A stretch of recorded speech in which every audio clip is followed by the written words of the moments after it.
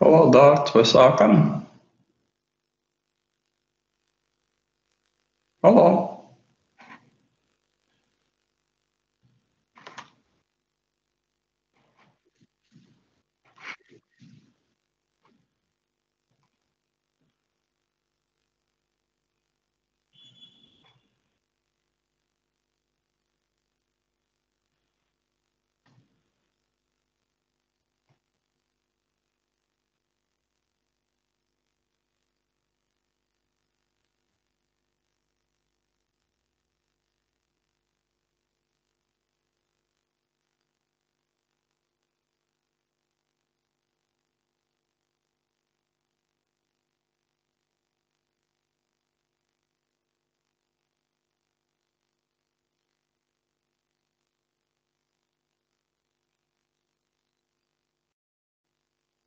Labdien, vai mani var redzēt, vai viss ir kārtībā?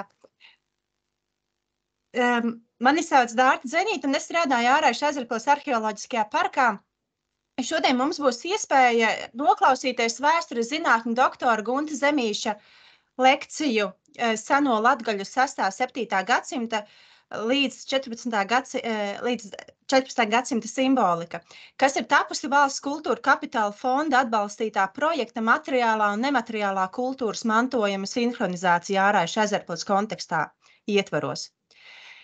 Es aicinātu klausītājus jautājumus uzdot rakstiskā veidā čatā, lai lektors varētu uz tiem atbildēt viņam piemērotā brīdī, un informēju, ka lekcija tiks ierakstīta un vēlāk atskaņota sociālajos mēdījos. Lūdzu, visi izslēdziet savus mikrofonus, un es došu vārdu lektoram. Jā, labdien! Labdien, Latgaļi un viņa draugi, bet Dārta, es skatos, ka man vismaz gaidīšanas režīmā ir kaut kādi 8 cilvēki, vai tur nevajag viņus ielaist iekšā administratoram. Viss tiek pie tā strādāts un mēģinam to nokārtot. Ir zināms, ka viņi gaida. Jā. Jā. Jūs varat sākt. Labi, tad es mēģināšu tad šērot ekrānu, ceru, ka mums izdosies.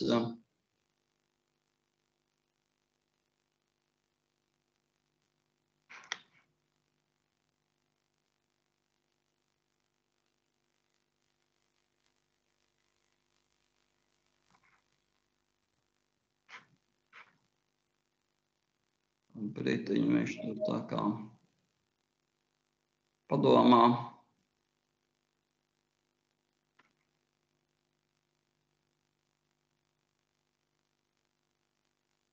Gunta, vai jūs varat pagaidīt 3 minūtītes? Mums vienkārši 10 cilvēki gaida un kaut kāda problēma. Jā, es gaidīšu. Arī nevarās viņš jau vaļā, viņš arī bišķiņ gaida laikam. Jā, labi.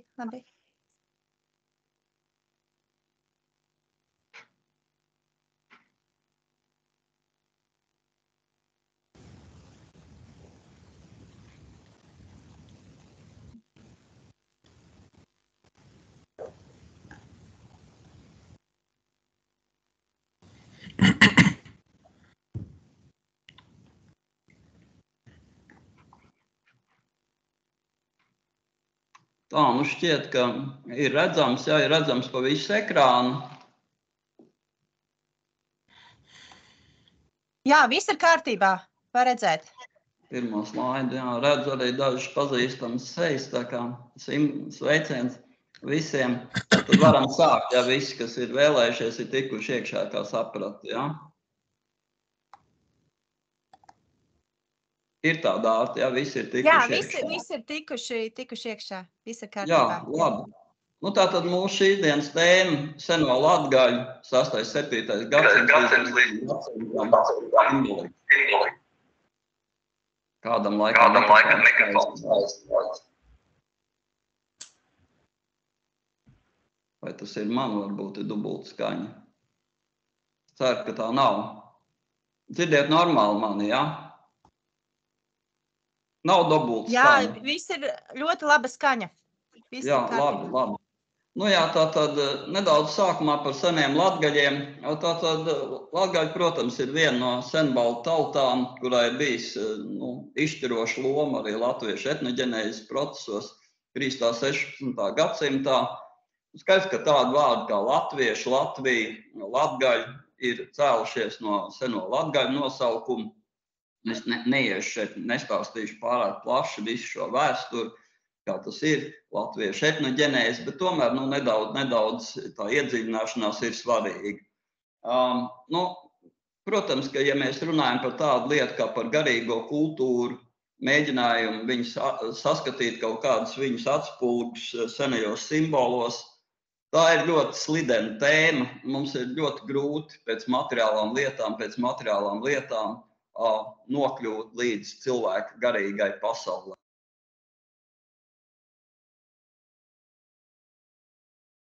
Gunte, jūs nevar dzirdēt? Izslēdzies mikrofons. Jā, kaut kā mikrofons izslēdz. Tagad dzirdiet, jā? Jā, viss kārtība. Viss, kas saistīts ar garīgo pasauli, tad, protams, tas ir grūti rekonstruējams pēc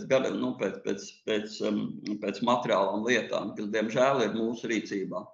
Protams, ka mūsu rīcībā ir arī tautas dziesmas, ir arī teiks, ir arī vēlāku laiku pierakstu liecības, bet tomēr tās ir ļoti fragmentāras.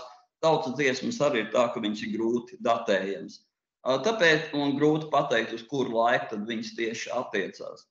Un tāpēc mums ir svarīgs arī konteksts, paskatīties kontekstu, kādā kontekstā tad mēs varam domāt, paskatīties, kas tad ir latgaļi, tad viņa izcelšanos arī nedaudz.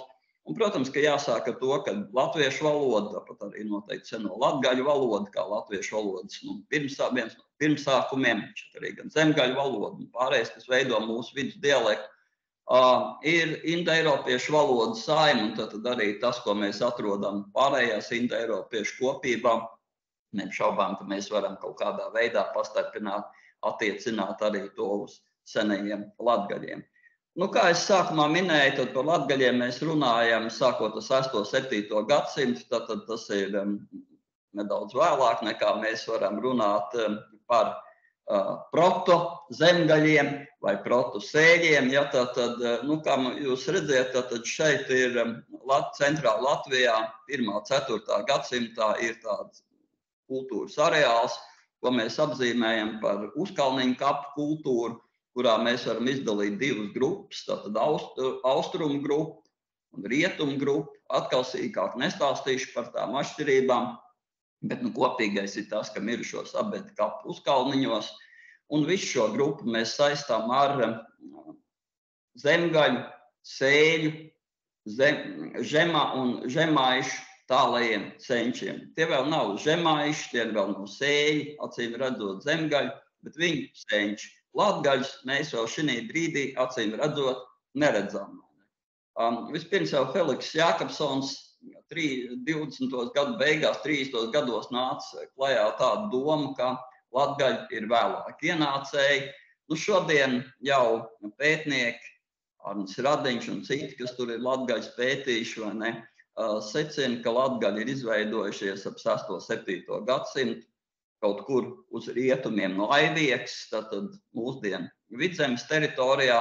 Un vēlāk tad pakāpeniski ir apgūši tās teritorijas uz austrumiem no Latvijas un kaut kad vēlāk arī ielaužies Somugru apdzīvotajos rajonos, tātad uz ziemeļiem.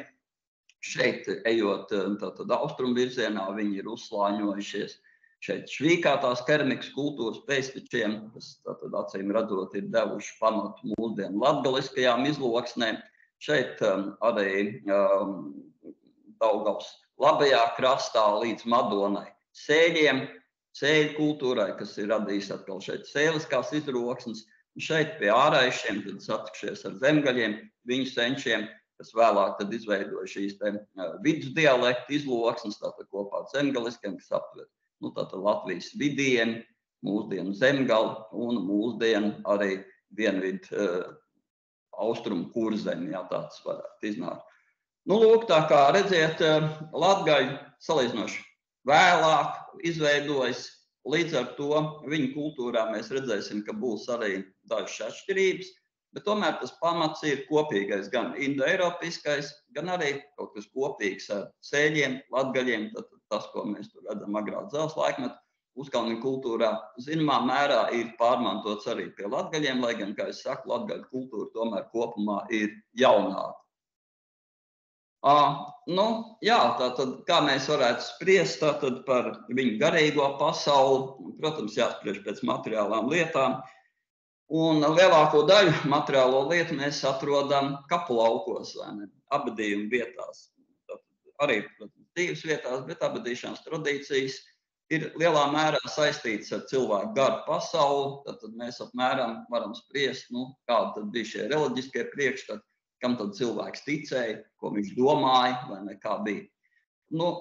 Atkal šeit ir atsevišķi pētījumi, bet principā tā kā mēs kapulaukus atrodam mirušos, kas ir guldīti svētku tērpā, ar ikdienā lietojamiem priekšmetiem, ikdienā lietotajām rotām, rotas lietām, darbarīkiem, sociāliem simboliem un tam līdzīgi.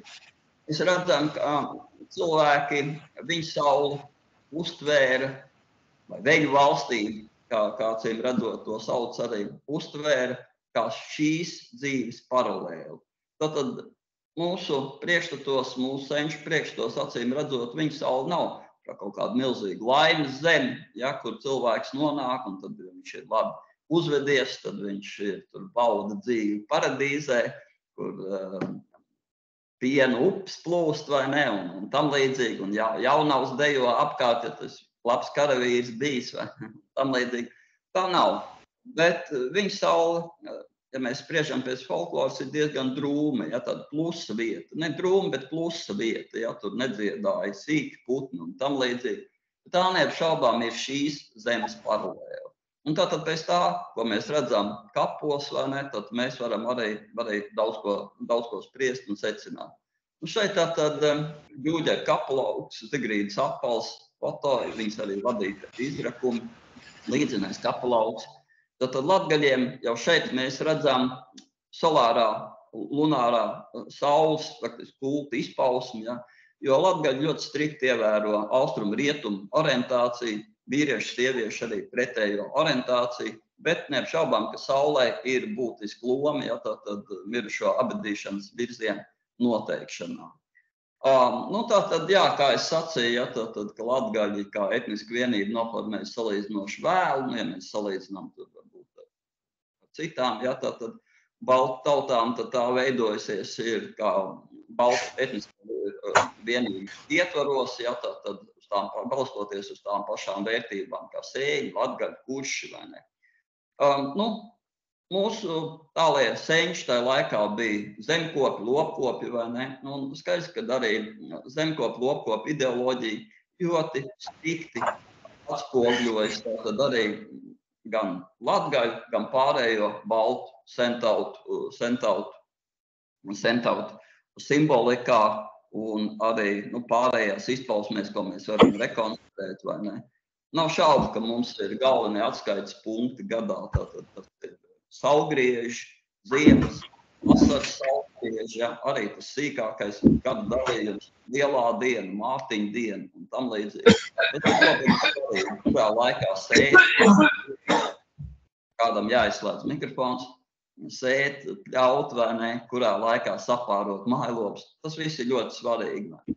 Būtībā jau viss tautas, indoeiropiešu tautas, un pat ne tikai indoeiropiešu tautas ir gājuši cauri šai stadijai, tikai mums, par cik kristietības iespējas mums ir salīdzinoši vājš, un kristietība ir atnākusi salīdzinoši vēlu, un faktiski viss viduslaiks jau, katrs dzīvoja savu dzīvi, kristieši dzīvoja savu dzīvi, mūsu senči dzīvoja savu dzīvi, daudz nejaucās viens otru lietās.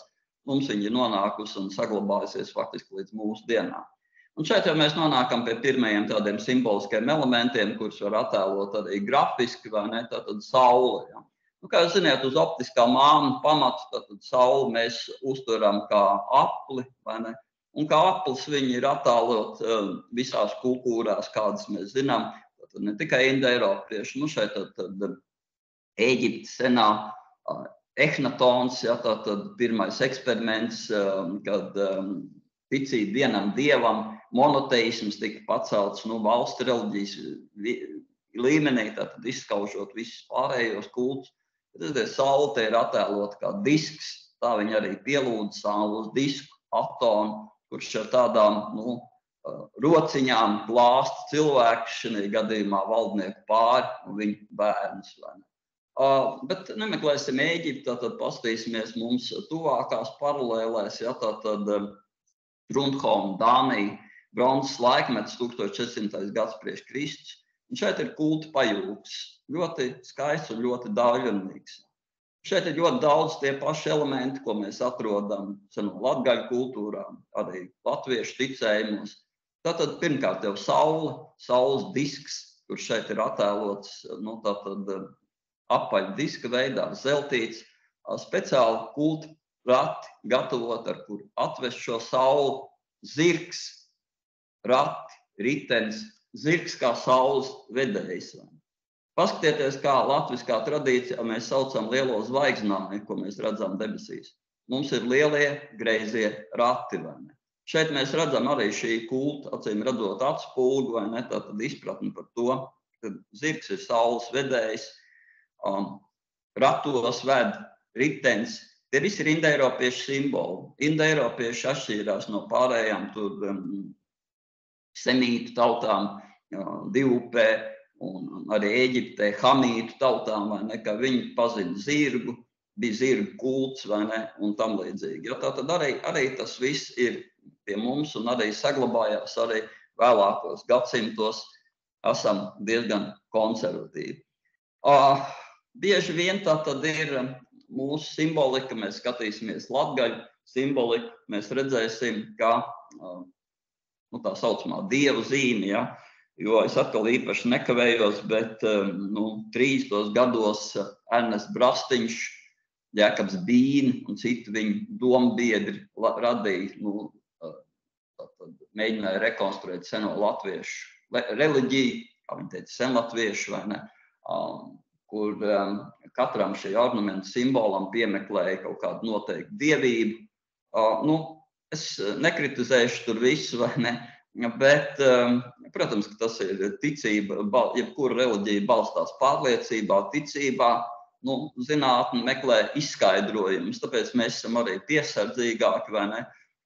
Dažus šo simbolus mēs arī saucam tieši pēc tādiem, tā kā to ir Brastiņš savulaik un Bīni nodēvējuši, vai ne. Bet, protams, ka diez vai mēs varam rekonstruēt tur visas senās dievības, vai ne, tikai balstoties uz ornamentu, vai ne. Pirmkārt, vienmēr būs jautājums, vai ornaments tiešām ir tas, kurš atspoguļo senās dievības, vai ne. Bet mēs varam neapšaubām runāt par kaut kādiem ornamentu elementiem, kurus es saucu arī par zīmēm, un reizēm arī saglabāju tātad šo senu dievturu reliģijas radītāju ieviesto apzīmējumu, vai ne.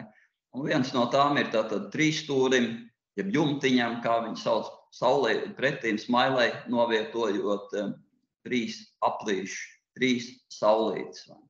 Tātad, ja mēs skatāmies pēc dievturības, tad šo zīmi apzīmē par dievu zīmi, mēs tā kā skatoties piesardzīgi, mēs atzīstam, ka tāds simbols neapšaubām ir, turklāt ļoti sens, tātad mēs viņu varam secināt, ka tā tiešām ir kaut kāda atsevišķa zīme.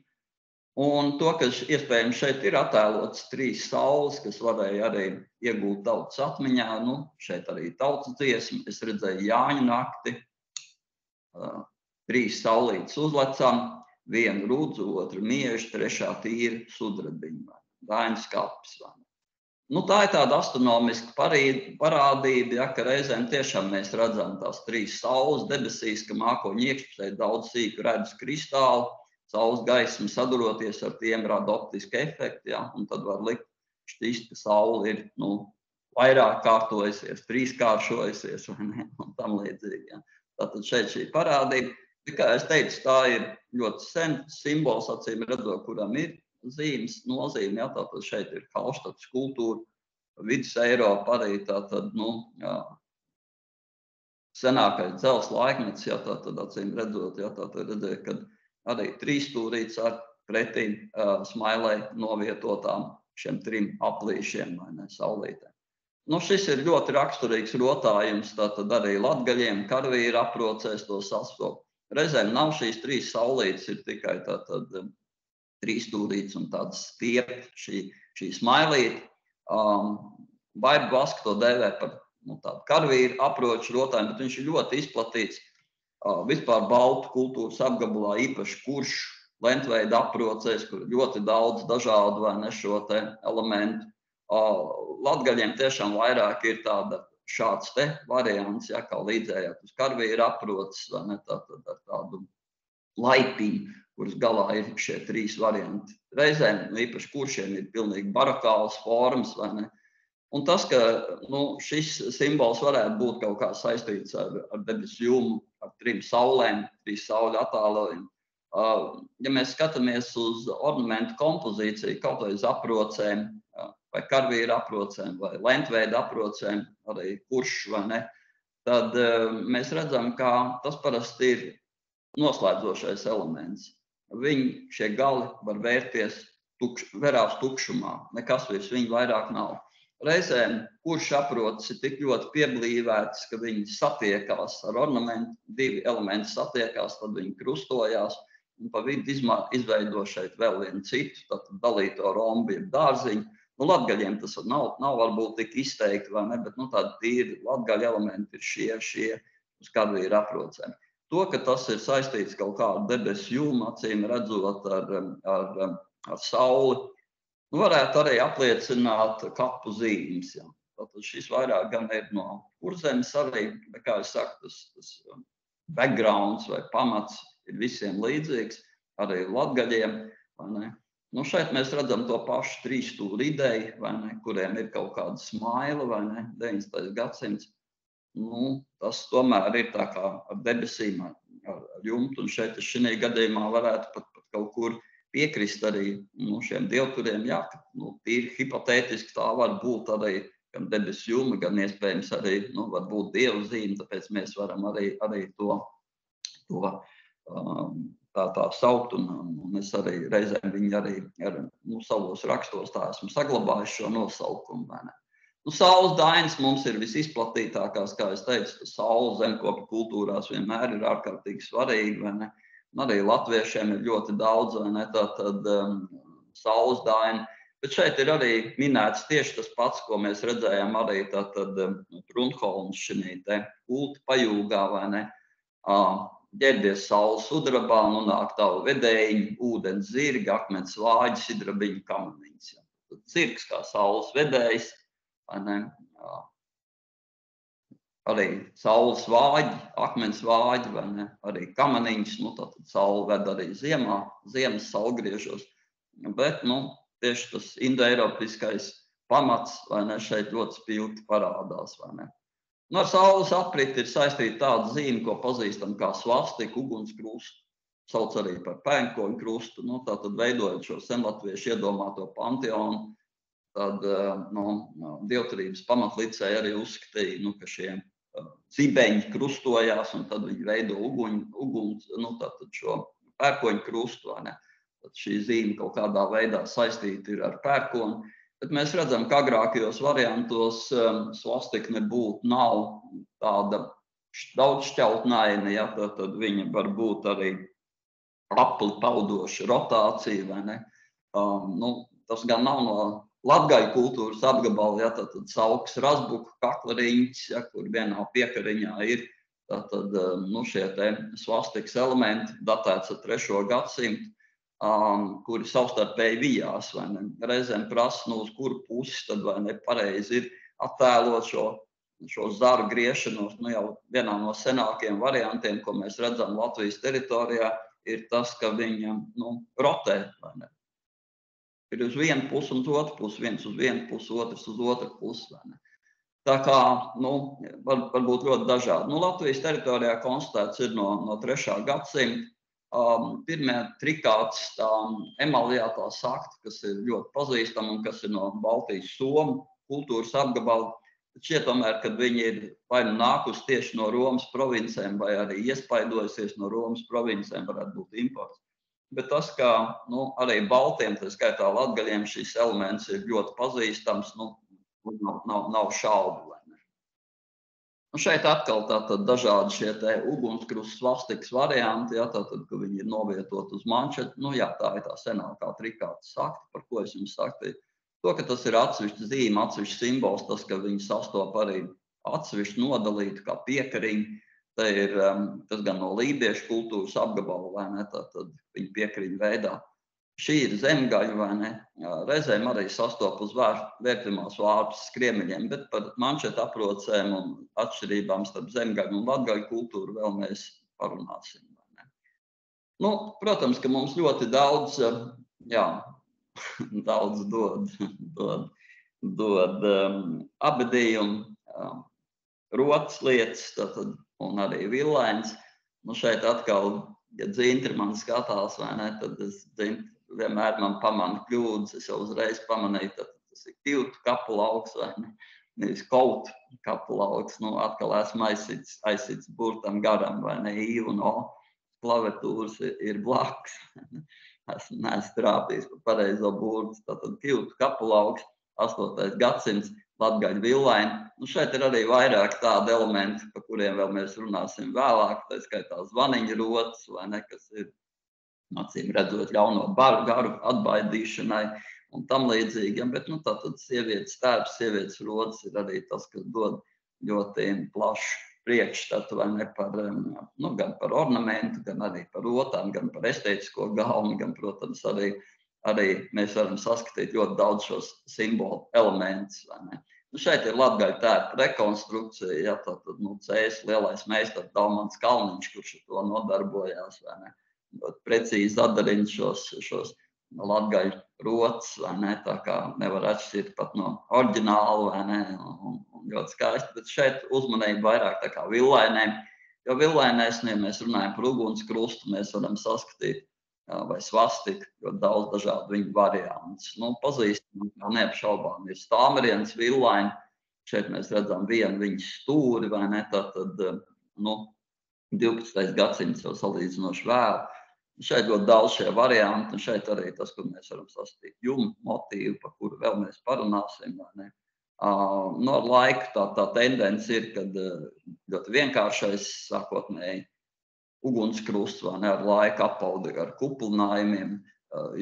Tātad 3. 4. gadsimtā viņš ir vienkāršs, bet 12. gadsimtā viņš ir apaudzis ar neskaitāmiem kuplinājumiem, īpaši villainēs to var redzēt, vai ne, īpaši jau, protams, arī stāmeriens villainē, kas ir visgreznākā mūsu villaini. Ja, tad šeit ir viņas rekonstrukcija, ja, tad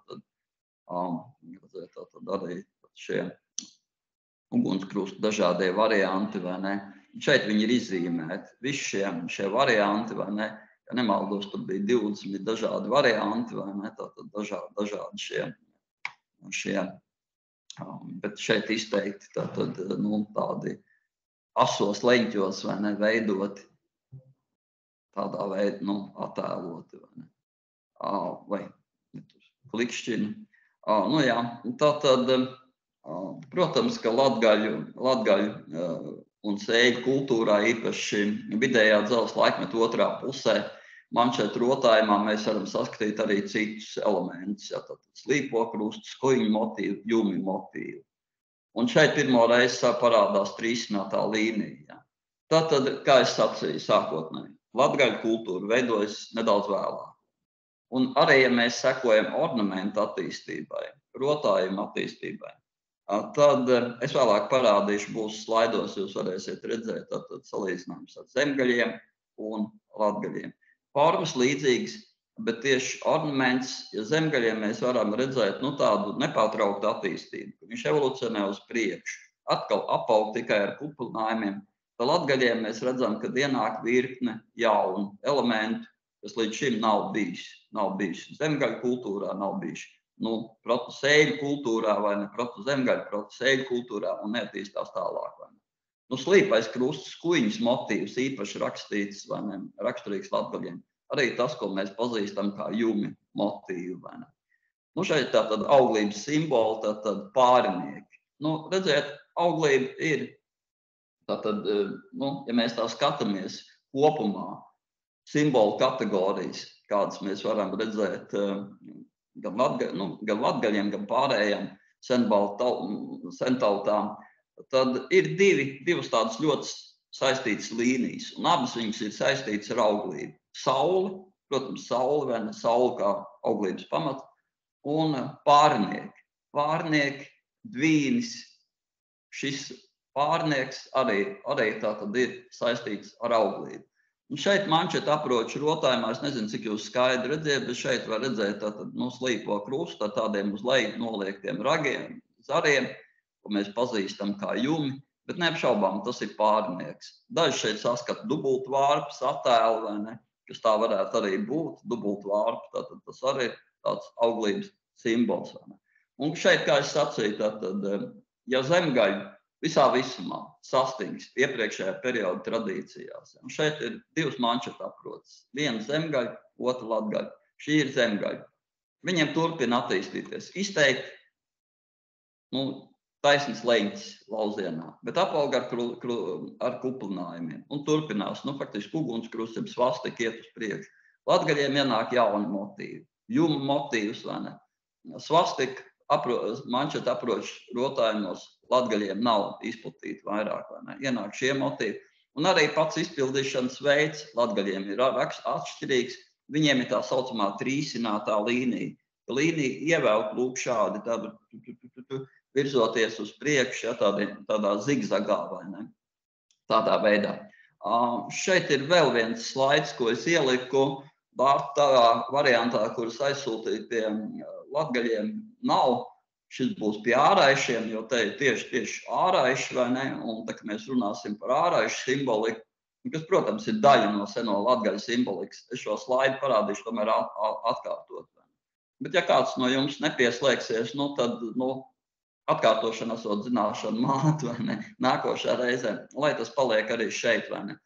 Jo man šķiet, ka tomēr ir svarīgi to paskaidrot. Redziet, vēl viens simbols, kas ir saistīts ar auglību, vai ne?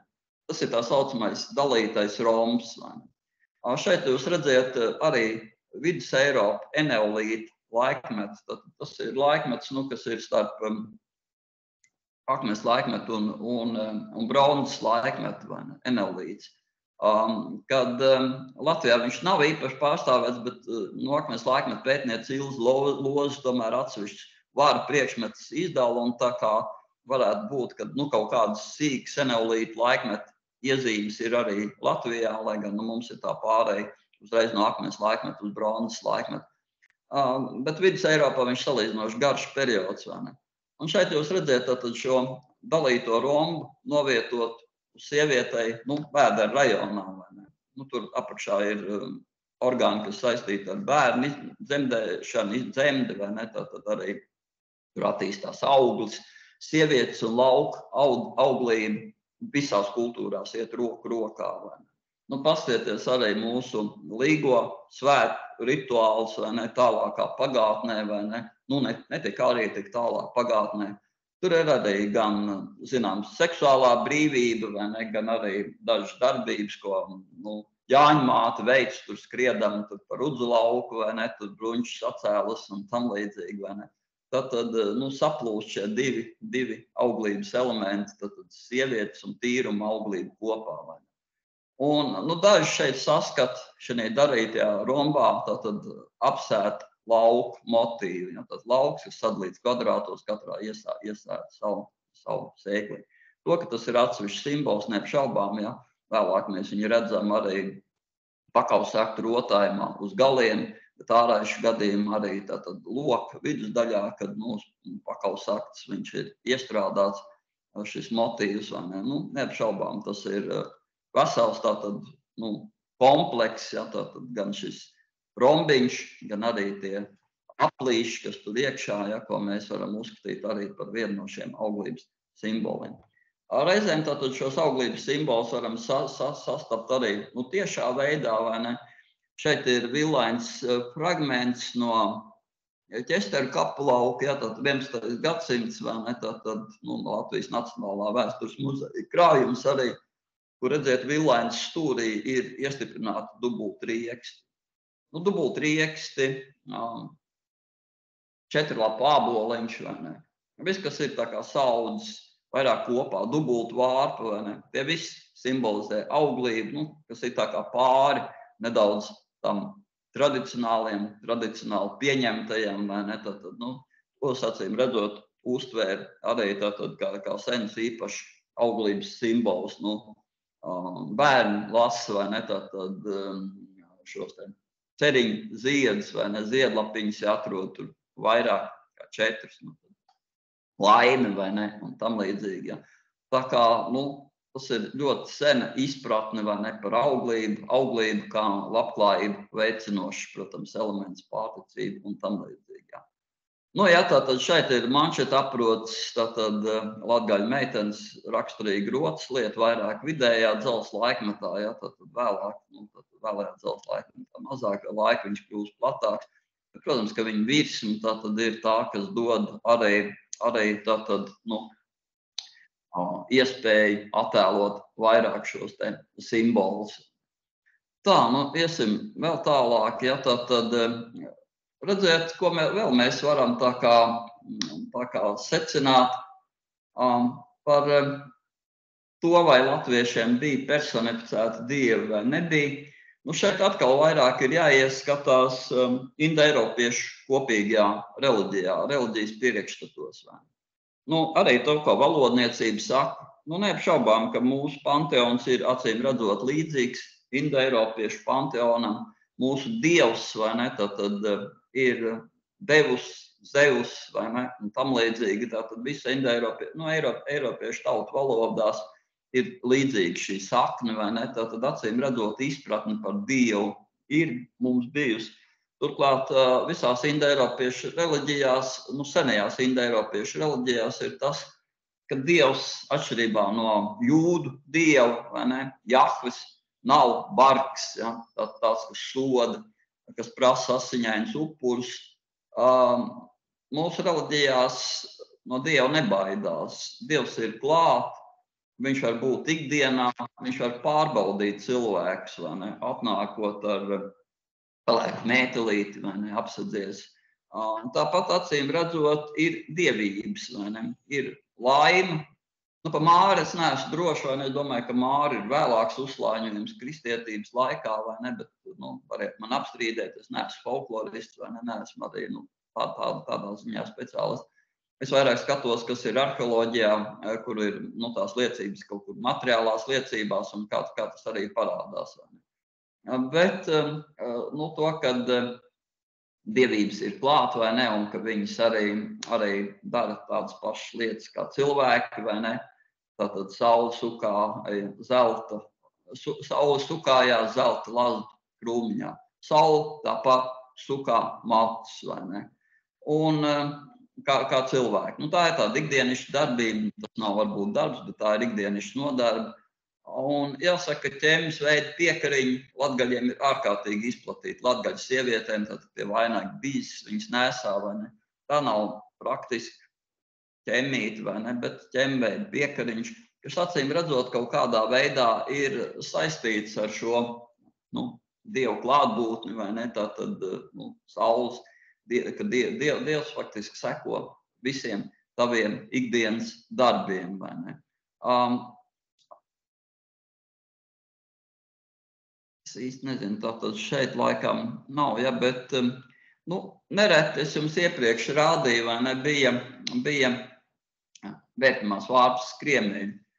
Vērtimās vārpas skriemeļi, ka mēs runāsim par ārējušiem, es noteikti rādīšu, bet viņi ir nereti rotāti, vai ne.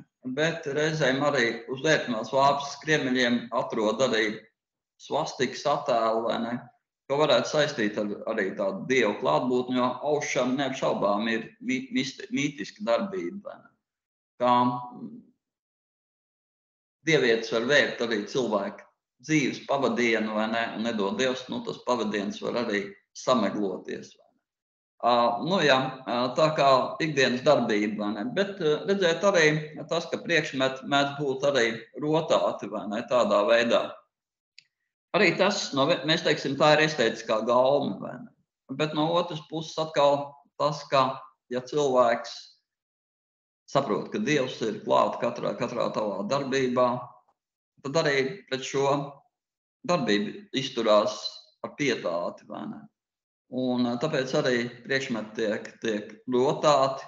No otras puses arī tas veicina to, ko mēs pazīstam kā latvisko dzīves ziņu, vai ne? Un tam līdzīgi.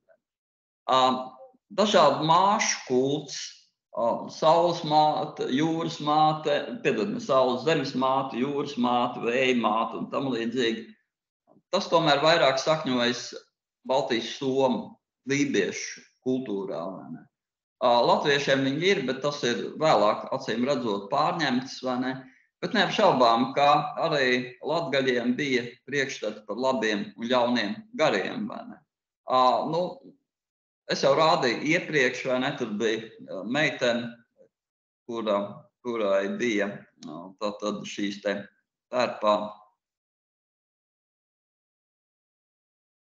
pirmajā pašā tērpa, tajā rekonstrukcijā, ko mēs skatījāmies. Šeit arī, protams, ir daudz, kas var žvadzēt, bet arī šeit redzētie zvārgulīši jau 8. gadsimta abadījumā, vai ne, kur ir skanošs rots, vai ne. Tāpat arī tālāk, vai ne, tātad vēlākos gadsimtos skanošie amuleti, zvārgulīši saglabājās, vai ne. Šeit arī, vai ne, dubult piekariņi, šeit vairāk viņu zvārgulīši ar tātad šķēlumiem, kas rada tādu skanošu skaņu. Šeit ir agrākie, ja, tātad šie tā kā Kiltu kaplaukā, kā tā ir meitenē, ja, tātad ap 8. gadsimtu zvaniņu veidu, tātad piekariņi. Protams, ka zvaniņu veidu piekariņi ir vairāk domāti tātad ļauno garu atbaidīšanai. Acīm redzot arī tā ticība labajiem, ļaunajiem gariem neapšaubām bija. Līdzīgi arī bronzas kakleriņš ar noplacinātiem galiem. Ja, tātad bronzas kakleriņš ar noplacinātiem galiem ir visizplatītākā latgaļu sieviešu rota. Faktiski tā ir tāda gandrīz vai diagnosējoša pazīme. Ja, tātad, ja mēs atrodam kakleriņš ar noplacinātiem, kuram ir noplacināti gali un piestiprināti šīs trapecveida mēlītes, vai vēlākos variantos arī zvārgulīši, tad mēs zinām, ka tā ir latgaļu meitene, latgaļu sieviete. Ir viens tikai abadījums zemgaļu teritorijā, ko es zinu, tas ir Jauncelaukas Ciemaldē, kur ir sievietes abadījums ar latgaļu sievietēm raksturīgām rotām, tā skaitā arī kakleriņķi noplacinātiem galiem. Tas uzreiz ļauj secināt, ka šī meitene ir acīm redzot ieprecēta, vai ne? Jo parasti sievas ņēma no kaimiņu novada, bet ne no citas tautas, vai ne? Tas ir retāk, vai ne? Varēja ņemt, bet tas ir salīdzinoši reti, vai ne? Šajā gadījumā mēs varam spriest, ka tā ir latgaļu meitene, kas ir acīm redzot ieprecēta kaut kad 12. gadsimta beigās, 13. gadsimta sākumā. Neapšaubām, ka kakleriņķi ar noplacinātiem galiem ir arī skanoši, ja, tātad gan šīs trapecveida mēlītes, gan arī zvārgulīši. Viņi radīja šo skanošo skaņu, vai ne, un, acīm redzot, kalpoja kā ļauno garu atbaidīšanai, vai ne. Jā, tātad lībiešu sievietēm vēl ir arī raksturīgi tādi kauri gliemežvāki, ko dažkārt arī sastop arī latgaļiem, bet vairāk tomēr lībiešiem, vai ne. Arī tos, zināmā mērā, skaita uzskata par ļaunā gara atbaidīšanas, tādu simbolu, vai ne, jo kauri gliemežvāki kaut kur atgādina arī sievietes dzimuma orgānus, vai ne, un tad viņu parādīšana, tad nozīmē sliktais atšujies no manis, vai ne, tādā veidā, vai ne. Ļaunumu atbaidīšanu tādā veidā. Protams, ka pasaule dalījās labajās un ļaunajos, vai ne, un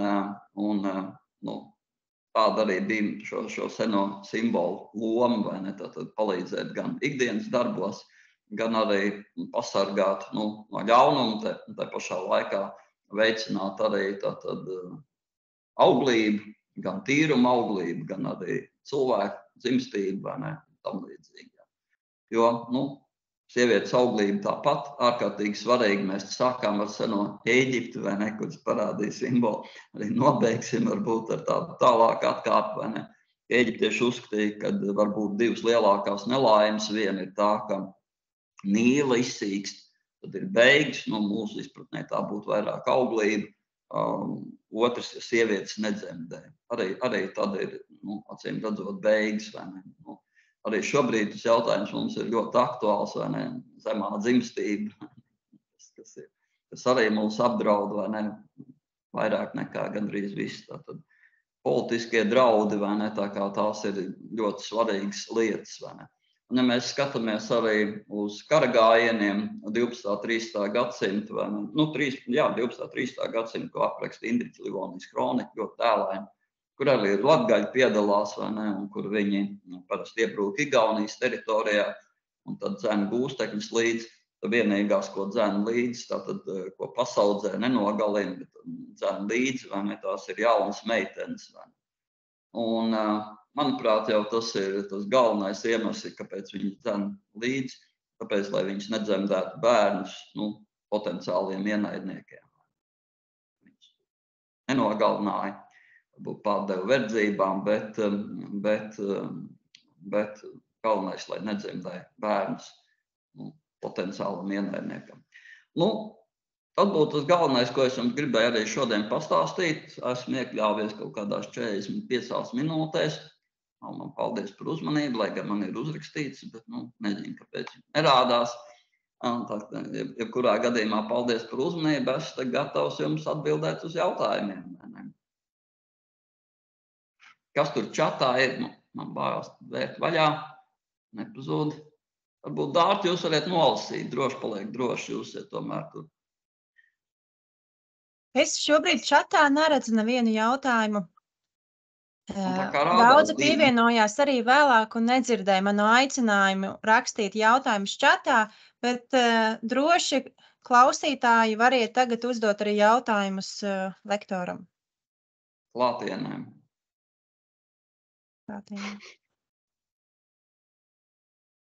Ja nē, ja jautājumu nav, paldies lektoram par ļoti izglītojošo lekciju. Nākošo trešdienu, 25. oktobrī, 3:00 šajā pašā laikā, gaidīsim uz nākošo Gunta Zemīša lekciju, kurā jau konkrētāk iepazīsimies ar āraišu ezerpiliešu simboliku. Tomēr skatos, varbūt var sadūšoties, pajautāt. Es pastīšos, kas man tai čatā tur rādās. Jā.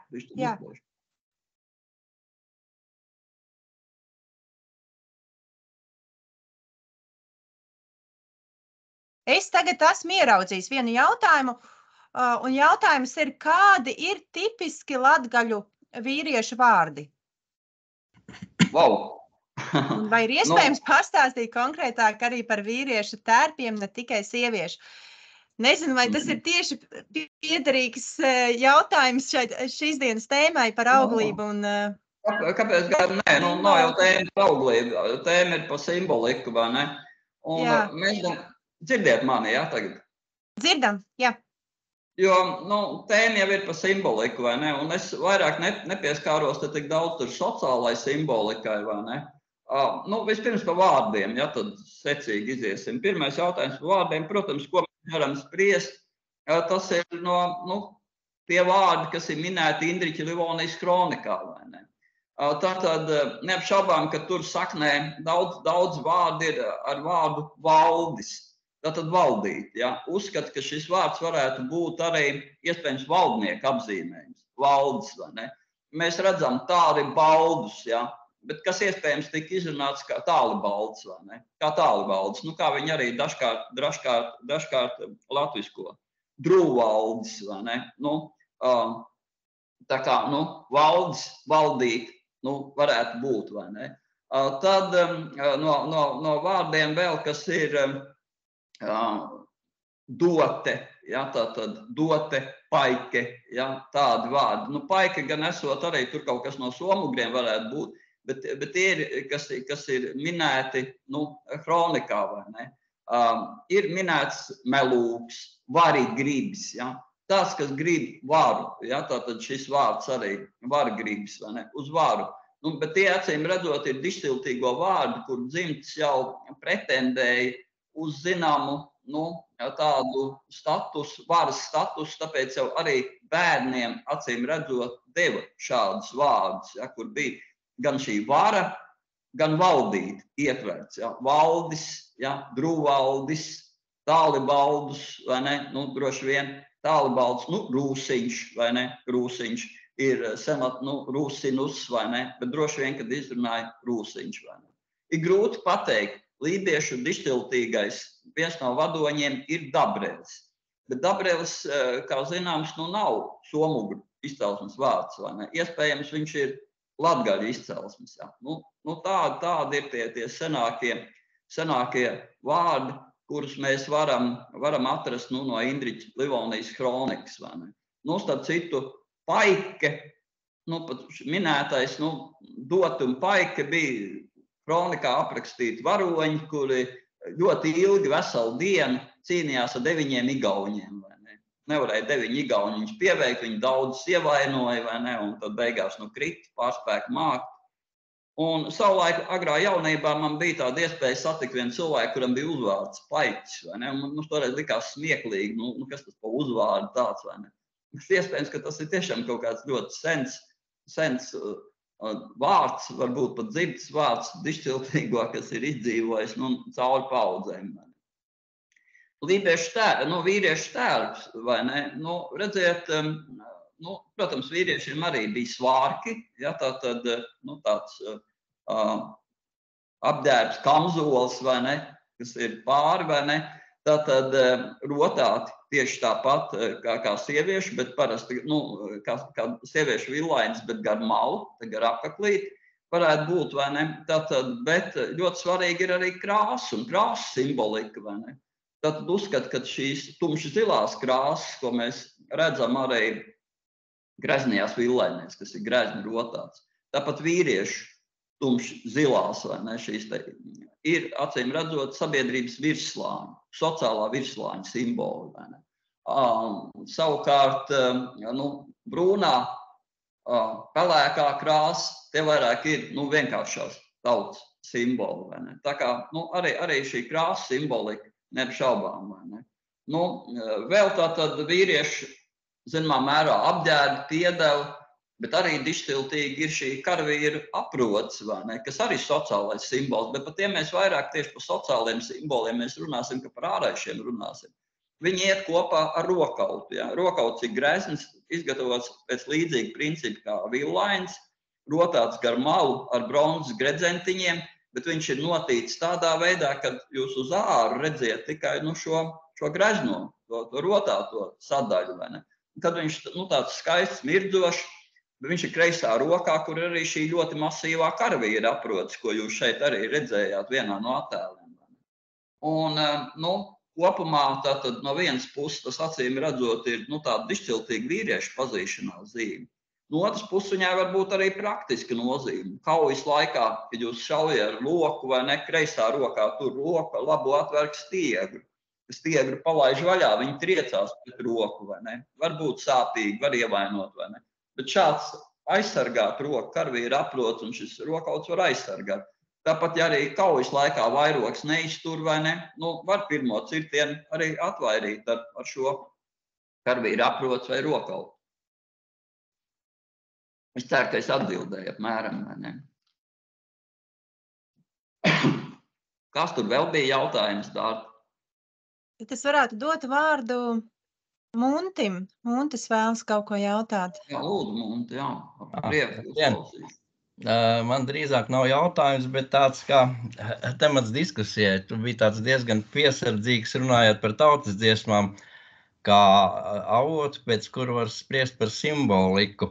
Un pēdējā laikā es arī diezgan bieži esmu dzirdējis, nu, tādu viedokli, jā, ka tās tautas dziesmas tomēr, nu, nav tik senas nemaz pēc izcelsmes, jā, nu, kādreiz domāju, ka kaut kāds 13. gadsimts tagad noslēdzas kāds 17. pat 18. gadsimts, bet lieta jau tāda, ka viņa kā forma varētu būt jauna, ja? Bet, ja mēs tagad paskatāmies, atkal, temats ir simbolika šodien, kurš tad bija 1. gadsimts laikam, vai viena jostas sprādze ar vilku, kazu, sauli, laikam no Kurzemes vai nebija, ja? Un tad, ka mēs bet tur ir, viss tas... Un tad, ka mēs tautas dziesmās, ja to pašu mēs joprojām dziedam, ja, vilks, kaza, Ziemassvētkos, ja, tad tā tautas dziesma tomēr ir jau, vienalga viņa radusies kaut kā 18. gadsimtā, ja, konkrētā dziesmiņa, ja, bet tas saturs ir 1000-gadīgs. Es domāju, arī tās 3 saules jau arī viņš varētu būt, vai ne, tāda norāda. Es neesmu tik ļoti kategorisks, vai ne, es esmu piesardzīgs, kā teikt. Man priecē tas, ka var atrast šo senākos slāņus, neapšaubām, jā. Es domāju, tās 3 saules, jā, droši vien.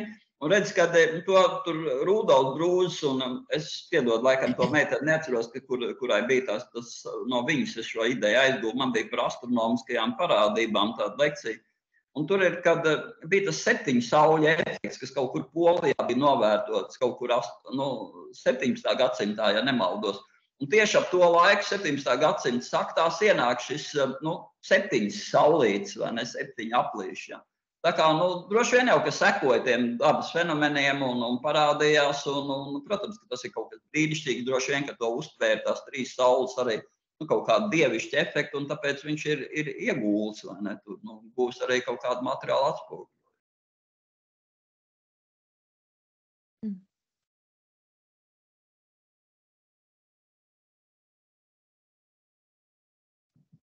Runājot par folkloru, man pašai gribētos komentēt to, ka mūsu Āraišu Ezerpils stāsts ir ļoti saistīts ar latviešu folkloras teikām. Un šīs teikas vēsta par informāciju, kas ir 1000 gadus veca. Tā kā arī ir par ko padomāt. Jānis Apals nebūtu noticējis, vai ne, nebūtu atklājis Āraišu Ezerpilu. Ja jautājumu vairāk nav, tad atgādinu vēlreiz, ka nākošajā nedēļā ir jautājums. Man saka, ka ir vēl viens jautājums. Jautājums ir, vai vīriešu kreklus latgaļi nēsāja izlaistas virs biksēm un jostu pa virsu, vai ielikt uz biksēs? Domāju, ka izlaistu gan. Jā. Jā, uz vienu jautājumu tev ir jau atbildējis Mārcis Kalniņš. Ko Mārcis saka?